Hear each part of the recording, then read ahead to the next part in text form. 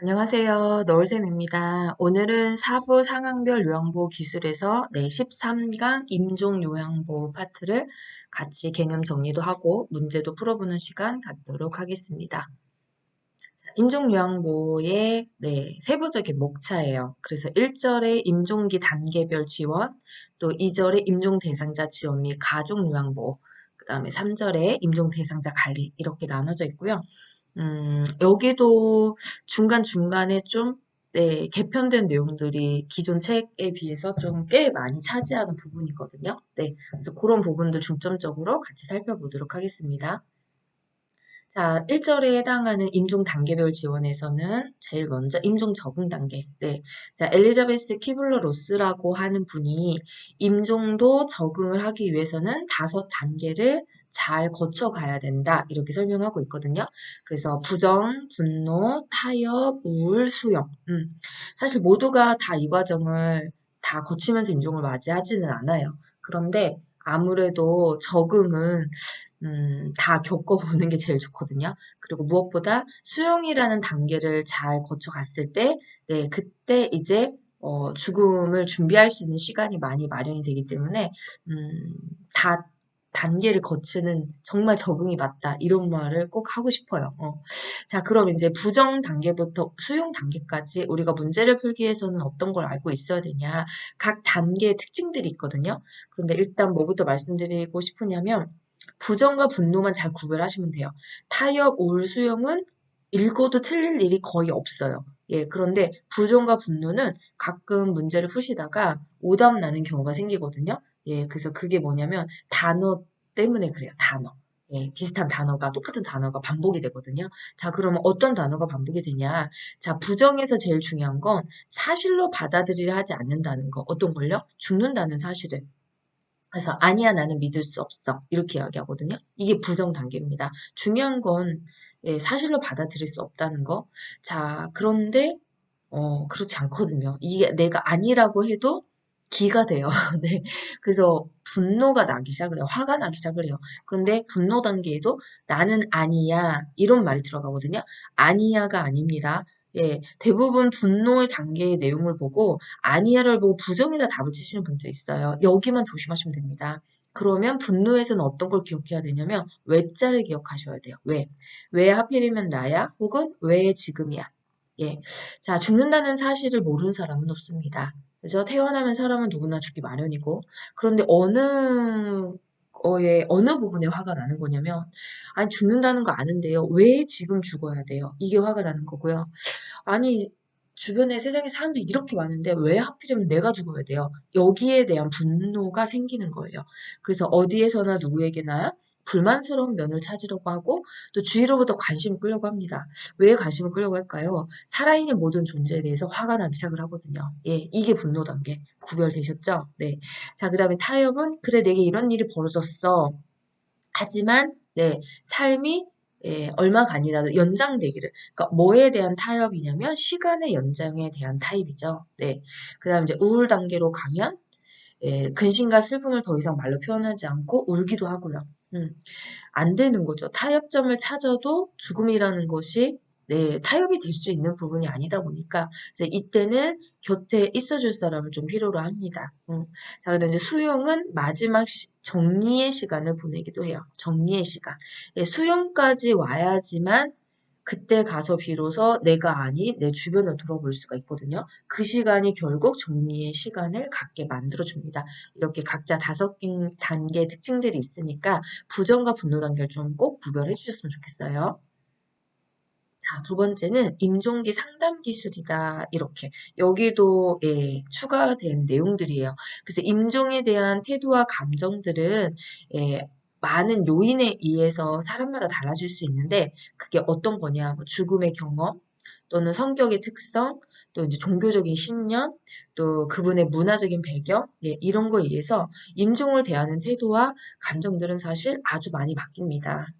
그래서 그런 부분들이 우리가 상담을 할 때 조금 더 요양보호사가 참고해야 되는 항목들이다 생각하시면 돼요. 요런 부분이. 그쵸? 네. 자, 다음 갈까요?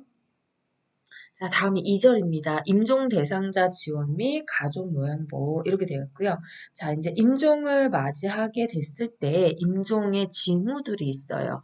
그래서 대표적인 내용들이 활력 징후다라고 해서 우리 간호사들이 많이 측정하는 거거든요. 그래서 혈압, 맥박, 호흡수, 체온, 네, 이런 것들이 변화가 오죠.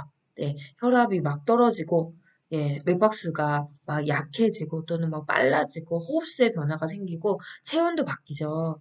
차가워지잖아요. 저체온으로. 그래서 이런 부분들 또는 피부색의 변화 또 이제 계속 자는 듯한 의식의 변화 이런 내용들이 이런 증상들이 임종을 좀 가까이 오게 하는 신호들입니다. 또 시력, 미각, 촉각 이런 감각 저하가 일어나는데 이 빨간색의 부분들을 좀 구체적으로 쓰자면 책에 이런 내용들이 들어가 있죠. 그래서 시력이 감소되고 말이 어눌해진다든지 촉각이 떨어지고 움직임이 약해지고 근육의 긴장도가 떨어집니다. 이제 체온의 상승 또는 저하, 보통 저하죠. 그다음에 혈압이 감소되고 또 맥박이 빨라지는데 또는 느려지기도 하고요. 약해지기도 하고 중요한 건 약해지는 거예요. 숨을 가쁘게 깊게 몰아쉬었다가 또 이제 가래가 끓다가 점차 숨을 깊고 천천히 쉰다든지 요런 숨 쉬는 변화 패턴이 임종시호흡이라고 해서 체인스톱업이라고 해서 사실 의료진들은 많이 아시더라고요. 임종을 자주 보셨던 분들은 이 호흡 양상이 나타나면 이제 멀지 않은 시간 임종이 되겠구나 이런 신호로다가 사실 가장 많이 알고 있는 내용들이고요. 그다음 가슴에서 돌 구르는 것 같은 가래 끓는 소리가 들린다든지 식은땀을 흘리고 실금 실변이 나타나거나 계속 자는 듯한 의식의 변화가 동반된다면 곧 임종이 다가오고 있다라는 신호입니다. 자, 다음은 이 임종의 어떤 신체 정신적 변화가 왔을 때 우리 앞에서 쭉 변화들을 보셨잖아요. 이런 변화들을 구체적으로 어떤 요양 보호의 돌봄이 필요한 건가? 이런 부분들이 여기서는 좀 중점적으로 다루고 있어요. 그래서 아까 앞에서 봤듯이 모든 감각 기능들이 저하되기 때문에 이 감각 기능 저하에 대비해서 어떤 돌봄이 제공되어야 되는 거냐? 이런 내용이죠. 그래서 조명의 밝기를 너무 눈부시지 않게 좀 낮춰주시고, 임종의 마지막까지 남아있는 감각이 청각이잖아요. 그래서 청력은 마지막까지 유지가 되기 때문에 정상 톤으로 말해주시면 돼요. 왜? 듣고 있기 때문에. 그래서 대상자의 손을 잡고 조용히 곁에 있어주는 것 또한 대상자에게 깊은 편안함을 줄 수 있는 방법입니다. 또 구강과 코 주변의 관리, 그 호흡이 또 힘들어지고 하면서 코라든지 입 주변이 많이 건조해지고 또 해진다고 해야 되나요? 이런 부분들이 생길 수 있어요. 그래서 필요하다면 바셀이나 립밤과 같은 윤활제를 좀 발라주도록 하고요. 또 피부 관리에 실금 또는 실변이 나타나죠. 근육에 대한 긴장도가 떨어지기 때문에 그래서 혼입을 아래에 방수포를 깔아주고 또 필요하다면 기저귀를 착용하도록 도와주셔야 됩니다. 또 체온 자체가 낮아지기 때문에 손과 발이 싸늘해지면서 피부 전체가 하얗게 또는 파랗게 변화될 수가 있어요. 이때는 담요를 덮어서 따뜻하게 해주는 보온 정도를 해주셔야 되고 단 전기 기구는 사용하지 않습니다. 근데 전기 기구를 사용한다고 체온이 올라가는 게 아니라 현재 체온에서 더 떨어지지 않게 보온의 기능 정도만은 해주시면 되거든요. 다음 또 볼까요? 자, 다음은 신장 기능의 변화가 나타납니다. 그래서 소변량이 점차 줄어들고요. 자, 이 신호는 임종이 임박했음을 나타내는 신호이기 때문에 가족들에게 이 사실에 대해서 전달해 주실 필요가 있어요. 그 다음에 이제 환경의 관리 차원에서 진압력이라고 하죠. 의식이 떨어지면서 진압력이 같이 떨어지는 거거든요. 그래서 시간, 장소, 또 주변에 있는 사람, 이런 거에 대한 혼돈이 많이 느껴집니다. 그래서 내가 누구냐 이런 질문을 하지 않는 게 좋습니다. 그냥 누구냐고 묻지 마시고 누구라고 이렇게 이야기를 해주시면 돼요. 왜냐면 듣고 있으니까요. 그 다음에 평소에 좋아하는 물건이나 또는 뭐 사진 같은 것들을 머리맡에 둬서 친숙함을 유지하는 환경을 만들어준다든지 또 평소에 좋아하는 노래를 좀 들어준다든지 또 주기적으로 환기를 해서 답답하지 않게 만들어 드린다든지 또 이제 뭐 방 밖으로 나갈 경우에는 언제 돌아오겠다. 요양보호사죠. 언제 돌아오겠다. 이야기해서 듣고 계시니까 혼자 불안하지 않게 예, 환경 관리가 좀 필요합니다. 그다음 이제 정서적인 영적 지원이다 이렇게 되는데 대상자가 이야기를 시작하면 좀 주의를 집중해서 잘 들어주셔야 되고요. 또 만나고 싶어하는 사람이 있다고 하면 가족들에게 알려주고 만날 수 있게 해서 정서적으로 고립되지 않도록 도와주시는 것도 굉장히 중요한 돌봄 방법 중에 하나입니다.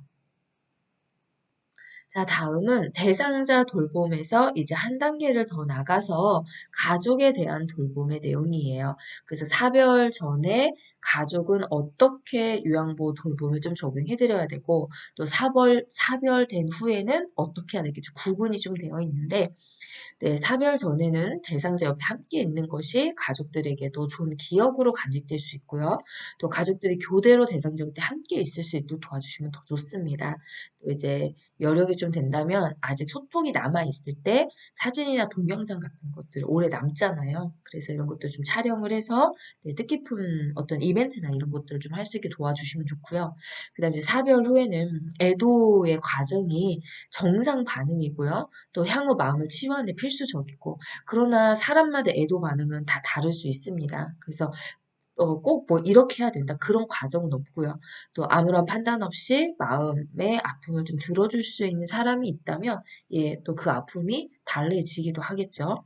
또 이 우울증 증상이 심하거나 또 애도에 대한 반응이 1개월 이상 너무 장기간 좀 지속이 된다면 그때는 내 심리 상담을 받는다든지 또 정신건강의학과 의사를 좀 만나도록 하는 것도 권유를 좀 해드려야 돼요. 네, 왜냐하면 기간이 너무 길다가 또 이제 차후에 어떤 문제나 이런 것도 유발될 수 있기 때문에 그런 부분들은 좀 참고를 해주시는 게 좋고요. 자, 다음은 이제 3절에 임종 대상자의 권리다 이렇게 돼 있어요. 네, 신설 파트입니다. 그래서 우리가 품위 있는 삶과 죽음의 권리라고 해서 예, 죽음 앞에도 예, 지켜줘야 될 권리 같은 것들이 있는 거죠. 그래서 존중해드려야 될 권리. 그게 대표적으로 치료를 거부할 권리도 있고, 원하는 사람을 만날 수 있는 권리도 있고, 사생활을 침해받지 않을 권리도 있습니다. 네.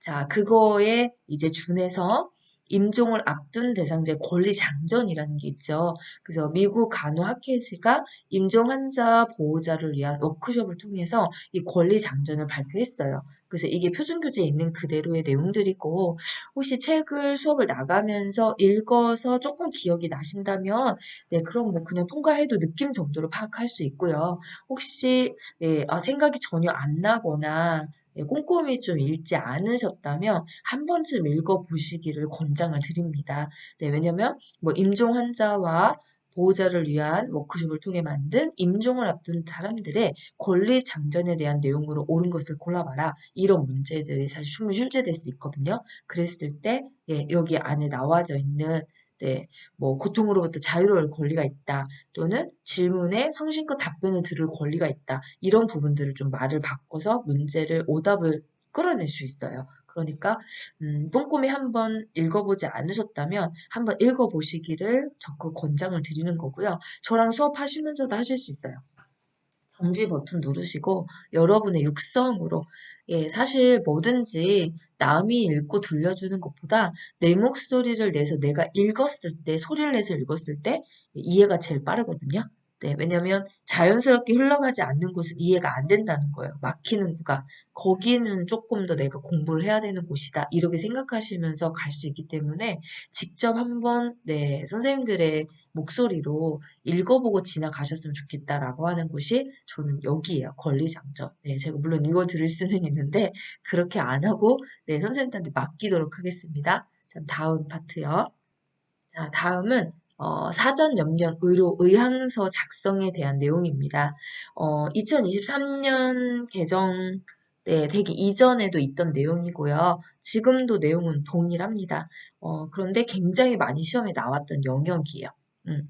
사전연명 의료요양서도 2008년도부터 있던 건 아니거든요. 이 법이 중간에 생기면서 책이 개정이 돼서 들어왔는데 이게 꼼꼼히 읽지 않으면 사실 많이 헷갈리기도 하고요. 또 오답 발생이 굉장히 많이 돼요. 그래서 이 사전연명 의료 의향서는 조금 꼼꼼히 읽어야 되는데 이건 제가 읽어 드릴 거예요. 왜냐면 앞에 내용은 선생님들이 쭉 읽어도 쉽게 이해가 되는 거지만 여기는 좀 체크를 하면서 가야 될 부분이 있어서 그래서 제가 너울쌤이 직접 읽어준다 이렇게 생각하시면 되거든요. 자, 그럼 첫 번째가 대한민국에 거주하는 19세 이상의 사람은 누구나 사전연명 의료 의향서를 작성할 수 있다. 자, 여기서 제일 중요한 거 빨간 글씨 체크했죠. 19세 이상입니다. 그래서 뭐 오답이 17세, 15세 막 이렇게 나오거든요. 다 오답이에요. 그 다음에 단 등록기관을 통해서 작성 또는 등록된 사전연명 의료 의향서만이 법적 효력을 인정할 수 있다. 중요한 거죠. 작성을 했다고 무조건 법적 효력이 발생되는 게 아니라 작성하신 후에 등록기관에 등록이 되셔야지만 돼요. 그래야만 법적 효력 인정받을 수 있고요. 또 이런 구체적인 등록기관의 연락처는 국민건강보험공단 지사에서 다 안내를 하고 있습니다. 자, 작성했던 내용이라고 하더라도 언제든지 그 내용은 변경도 가능하고 철회도 가능합니다. 예, 오답은 뭐 철회할 수 없다. 변경 한 번 쓴 의료의향서는 변경할 수 없다. 이러면 전부 다 오답이죠. 자, 그 다음에 사전연명 의료의향서의 법적 효력은 정해진 대상자들이 있어요. 그래서 말기 환자 또는 임종 과정에 있는 환자에 한해서 적용이 되는 거고요. 작성했다는 이유만으로 일반적인 진료 과정에서 최선의 치료를 받지 못하는 것은 아니다. 네, 왜냐하면 필요한 치료는 반드시 합니다. 네, 그게 이제 밑에서도 또 한번 언급을 할 거예요. 그 다음에 작성했다고 하더라도 모든 의료기관에 자동으로 연동되는 것은 아니에요. 그러니까 만약에 이걸 작성했다면 네, 가족에게 반드시 알려주셔야지만 돼요. 그래서 국립연명의료기관 홈페이지에 접속을 하면 가족에 한해서 연명의료에 관한 대상자의 결정 내용을 열람할 수 있습니다. 그러니까 나 사전연명 의향서 작성했다 이렇게 가족에게 이야기를 해주면 가족이 의료기관 홈페이지에 접속을 해서 그 내용을 열람할 수 있는 거죠. 그래서 그 내용에 따라서 네, 이제 사후에 이런 내용들을 적용할 수 있는 거고요. 자, 그럼 아까 위에서 나왔듯이 최선의 치료를 받지 못하는 것은 아니다. 자, 그러면 사전연명 의료의향서를 작성했을 때, 꼭 받는 치료가 있고, 하지 않는 치료가 있어요. 이것도 시험 문제 출제가 되면 굉장히 헷갈립니다. 그래서 꼭 기억을 잘 해두셔야 돼요. 구분하셔가지고. 자, 임종 과정에 있는 환자에게 심폐소생술, 혈액투석, 항암제 투여, 인공호흡기 착용 등 치료 효과 없이 임종 과정의 기간만을 연장 의학적 시술을 뜻하는데 이거는 하지 않습니다. 이건 안 하는 거예요. 네. 그러나 연명 의료를 중단한다고 명시했더라도 통증 완화를 위한 의료 행위, 그래서 뭐 진통제 투여라든지 이런 내용들은 충분히 합니다. 또 영양분을 공급하고 물을 공급하고 산소와 같은 단순 공급은 보류하거나 중단할 수 없어요. 그래서 위의 내용들은 하지 않는 거고 아래의 내용들은 그대로 진행하는 겁니다. 이게 뒤바뀌면 오답 처리가 금방 돼요. 그다음 말기 환자가 고통을 이겨낼 방법이 없을 경우에 한해서 의사의 도움을 받아 죽도록 하는 안락사와는 아주 많이 다릅니다. 그래서 같다라고 하시면 안 돼요. 그래서 안락사와는 다르다는 거. 요 정도 내용이 표준교재에 나와져 있는 내용들이고요. 사실 요 내용 꼼꼼히 잘 보시면 사전명 의료 의향서에 관한 시험 문제는 충분히 풀 수 있다라고 판단이 됩니다. 자, 이제 다음 거 보도록 할게요. 자, 여기도 개편되면서 추가된 신설 내용입니다. 그래서 호스피스 완화 의료 이용이다라고 해서 치료가 어려운 말기 환자를 가진 환자와 말기 질환을 가진 환자와 가족을 대상으로 통증, 신체적, 심리적, 사회적, 영적 고통을 완화해서 삶의 질을 향상시키는 전문적인 의료 서비스를 호스피스 완화 의료다라고 얘기하는데 자, 크게 세 가지로 나눠져 있어요. 그래서 입원형, 가정형, 자문형. 여기도 꼼꼼히 잘 보시면 금방 이해가 가능하세요. 뜻이 어떤 거냐를 구분하라는 거죠. 그래서 입원형은 별도의 독립된 병동이나 시설에서 소정의 훈련 과정을 이수한 전문 인력에 의해서 임종관리 서비스가 제공되는 겁니다. 그런데 입원형이 다 해당이 되는 건 아니고요. 다 암질환에 한해서만 이용이 가능합니다. 그다음 가정형은 자택으로 의사, 간호사 또는 사회복지사의 가정 방문을 통해서 관련된 서비스가 제공되는 거죠. 또 자문형은 외래 진료를 보듯이 환자가 방문을 하는 형태고요. 그런데 입원형은 암질환에 한해서 이용할 수 있지만 가정형과 자문형은 연명으로 결정법에 규정된 암 또는 후천성 면역결핍증, 만성 폐쇄성 호흡기 질환, 만성 간경화 환자만이 이용할 수 있다. 예, 가정형과 자문형은요. 그래서 요 내용도 중요합니다. 우리가 질환이 이런 것만 있는 건 아니잖아요. 그런데 여기에 명시되어 있는 질환을 가진 환자만이 호스피스 완화의료를 이용할 수 있어요. 그래서 아마도 조금 암기를 필요로 하는 부분이다라고 생각합니다. 외워달라는 말씀이에요. 그쵸? 자, 그럼 여기까지 우리가 개념 정리는 해봤고요. 이제 이거와 관련돼서 또 이제 기출문제를 같이 풀어보도록 하겠습니다.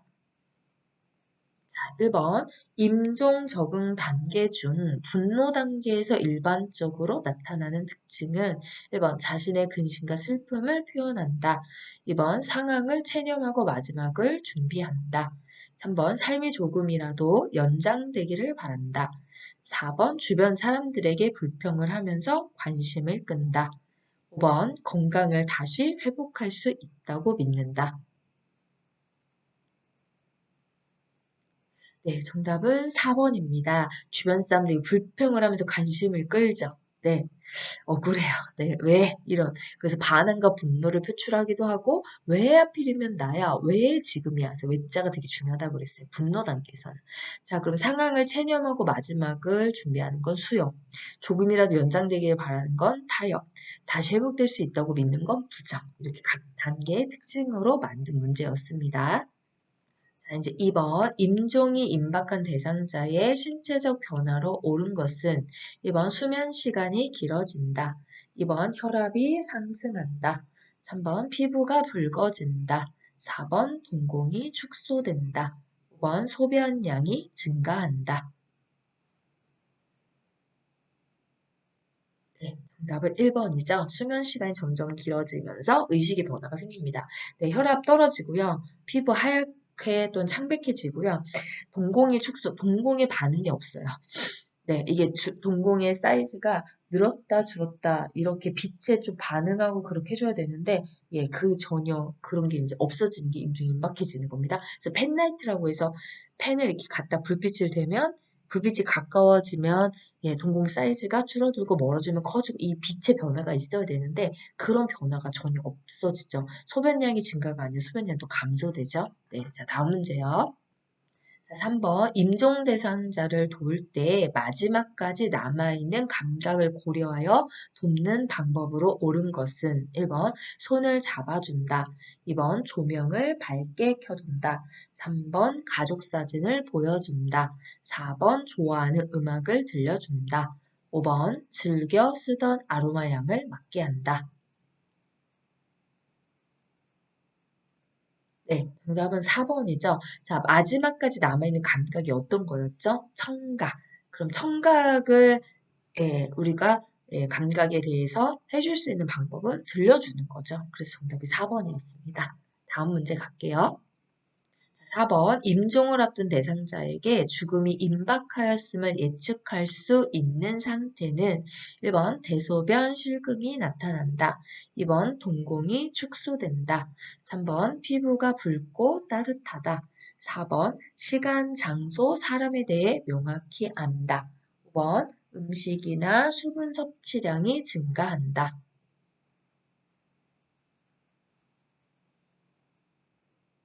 은 1번입니다. 네, 그죠? 그죠? 근육의 힘이, 수축하는 힘이 줄어들기 때문에, 앞에서 했어요. 긴장도가 떨어지기 때문에 대소변 실금이 나타날 수 있다고 했고요. 좀 전에도 했죠. 동공의 축소가 아니라 고정, 움직이지 않는다. 네. 그 다음 피부가 하얗게 파랗게 또는 진압력이 떨어지기 때문에 시간, 장소, 사람에 대해서 잘 모르죠. 자, 음식이나 수분 섭취를 섭취하지 않으려고 합니다. 에너지를 먹는 거에 더 이상 쓸 수가 없어요. 그래서 네, 이런 부분들이 임박했을 때 증상을 예측할 수 있는 상태였습니다. 5번 사전 연명 의료 의향서에 관한 설명으로 옳은 것은 1번 작성한 사전 연명 의료 의향서는 철회할 수 없다. 2번 연명 의료 중단 의향을 명시해도 심폐소생술은 시행한다. 3번 60세가 되어야 작성할 수 있다. 4번 연명 의료 중단 후에도 통증 완화를 위한 진통제 투여는 중단할 수 없다. 5번 의식이 없는 경우 직계 가족이 작성한다. 네, 정답은 4번입니다. 연명 의료를 중단, 그렇죠? 네, 연명 의료 중단을 그렇죠? 했었어도 아까 앞에서 했어요. 여기 보시면 통증 완화를 위한 의료 행위 이게 이렇게 진통제 같은 거죠. 영양분 공급, 물 공급, 산소의 단순 공급은 보류하거나 중단할 수 없다. 그래서 정답이고요.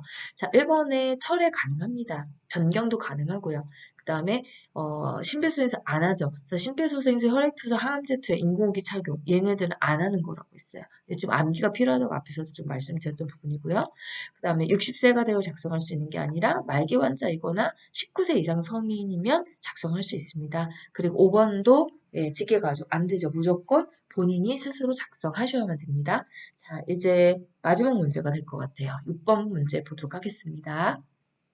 6번 치료가 어려운 말기 질환을 가진 환자의 자택으로 의사, 간호사 또는 사회복지사가 방문해서 통증 및 신체적, 사회적, 영적 고통을 완화하여 삶의 질을 향상시키는 호스피스 완화 의료 서비스는 1번 가정형, 2번 입원형, 3번 자문형, 4번 선택형, 5번 관리형. 네, 정답은 1번이죠. 환자의 자택으로라고 했으니까 가정형입니다. 네, 2번형은 어떤 독립된 전문의나 되는 거였고요. 그 다음에 환자가 직접 방문을 하는 형태였고요. 선택형이나 관리형은 없는 말이에요. 그렇죠? 네, 세 개밖에 호스피스는 없으니까요. 자, 그러면 오늘은 이렇게 문제 6개까지 같이 풀어봤습니다. 단원이 많은 단원은 아니지만 그래도 정리할 건 꼼꼼히 하고 가야 되기 때문에 이렇게 짧은 단원도 어찌하다 보니까 25분이 홀딱 넘었네요. 네, 자, 제가 새벽에 촬영하거나 이렇게 밤에 촬영을 하면 어쩔 수 없이 목소리가 좀 이렇게 많이 다운이 돼요. 그래서 낮에 녹음을 해야 사실은 가장 옥타브가 이렇게 올라가기 좋은데, 네, 요거는 임종 과정은 좀 그 시간에 찍을 수가 없어서, 네, 그래서 이렇게 밤에 또, 차분한 목소리로 혹시나 들으시면서 졸리진 않으셨는지 살짝 우려를 하면서 마무리를 하도록 하겠습니다. 자, 이제 어느덧 1강부터 시작해서 참 쉼없이 달려왔어요, 사실요. 네, 그래서 제가 중간에 지금 며칠째 속이 좀 아파가지고 스트레스를 좀 많이 받고 이래서 조금 하루 정도 쉬었는데, 자, 이제 오늘 이 13강을 하면 이제 마지막 한 강을 남겨두고 있습니다. 네, 저는 또 이제 마지막 또 피날레를 장식해야죠. 네, 그래서 14강 열심히 준비해서 다음 시간에 찾아뵙도록 하겠습니다. 자, 오늘도 같이 공부해준 선생님도 너무너무 감사드리고요. 네, 너울쌤은 항상 합격 응원하면서 그 마음으로 영상 찍고 있으니까 네, 화이팅 외치면서 오늘도 마쳐보도록 하겠습니다. 감사합니다.